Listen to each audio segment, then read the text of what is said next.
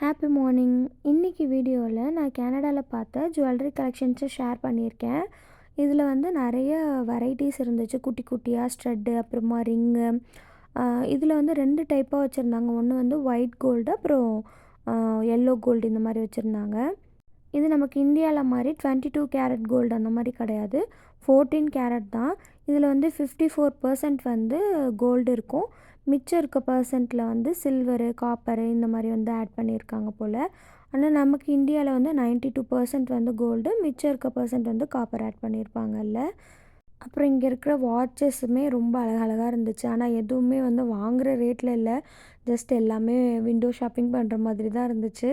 அப்புறம் இது வந்து ஒயிட் கோல்டு. இது எல்லாமே ஒயிட் கோல்டு மாதிரியே வந்து எல்லாமே சில்வர் மாதிரி தான் இருக்குது. ஆனால் இதில் வந்து ஒயிட் கோல்டு அப்படின்னு போட்டிருந்தது. இங்கே இருக்க செயின் வெரைட்டிஸாக இருக்கட்டும், ஸ்ட்ரெட்டாக இருக்கட்டும், எல்லாமே ரொம்ப சிம்பிளாக, ரொம்ப குட்டியாக இந்த மாதிரி தான் இருந்துச்சு. இங்கே இருக்கவங்க எல்லாருமே மேக்ஸிமம் நான் பார்த்த வரையுமே ரொம்ப பெருசாலாம் ஸ்டட் போட்டிருக்க மாட்டாங்க. ரொம்ப குட்டி குட்டியாக தான் போட்டிருப்பாங்க. அதேமாதிரி செயினுமே ரொம்ப குட்டியாக தான் போட்டிருப்பாங்க. நம்ம ஊரில் மாதிரிலாம் யாருமே இங்கே வந்து போட்டிருக்க மாட்றாங்க.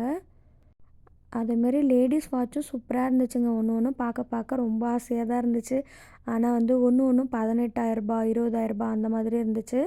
வாங்குகிற விலையிலேயே இல்லை. இங்கே வந்து ஒரு டாலர் வந்து ₹62. இது வந்து நம்ம கால்குலேட் பண்ணோன்னா இந்த செயினோட விலை என்ன, அப்புறமா வாட்சோட விலை என்ன, இந்த மாதிரி தெரிஞ்சிடும். இது நான் ஜுவல்லரி ஷாப்புக்கு தனியாக போய் எடுக்கல. காஸ்கான் ஒரு ஹோல்சேல் கடை, அதில் வந்து ஷோவில் வச்சுருந்தது தான் நான் எடுத்திருக்கேன். இந்த வீடியோ உங்களுக்கு பிடிச்சிச்சுன்னா லைக் பண்ணுங்கள், ஷேர் பண்ணுங்கள், மறக்காமல் சப்ஸ்கிரைப் பண்ணுங்கள். தேங்க்யூ.